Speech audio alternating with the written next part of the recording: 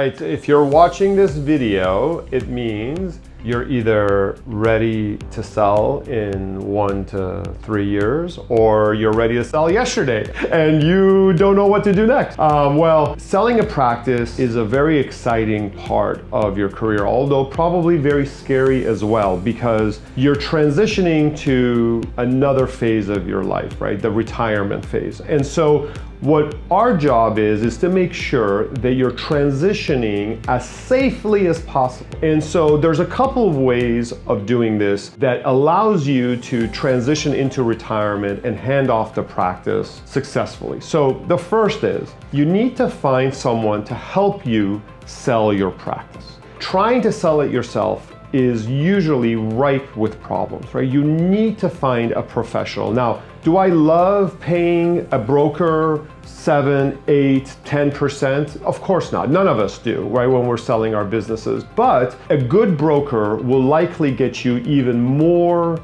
than you would have gotten on your own, right? They can create a competitive environment where only the best buyers come forward. They know the lenders, and there's things that they can do to help you get more for your practice. So I think getting a really strong broker is vital. And if you need assistance with this, you want some names, just reach out to us and we'll introduce you to some people. So I think the first thing is that. The second thing is making sure that the deal is structured in a way that allows you to net the most that you can. Now, there's a legal side to this that is in the contracts that we work through to make sure that you're getting the most out of the funds that you're supposed to get, right? You know, from the tax allocations to making sure that you don't have liabilities moving forward with employees and other things. There's a lot that we do there. But there's a portion that Earn does that is really vital that's called tax loss harvesting that you need to talk to the team about, because it is an incredible way of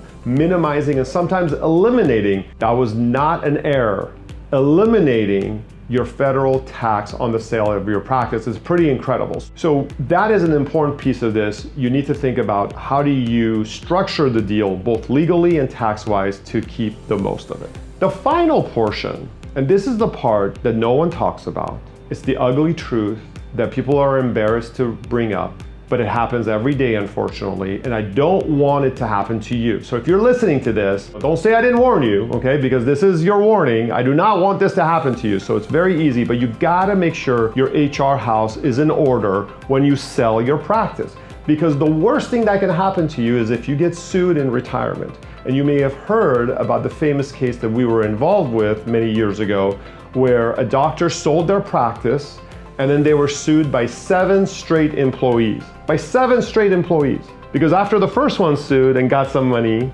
guess what happened? Everyone lined up because they don't own the practice anymore. There's no loyalty anymore.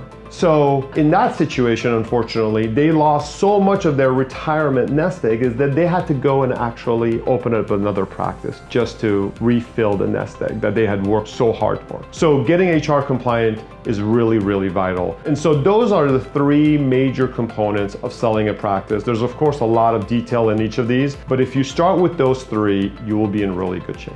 Good luck and look forward to hearing from you.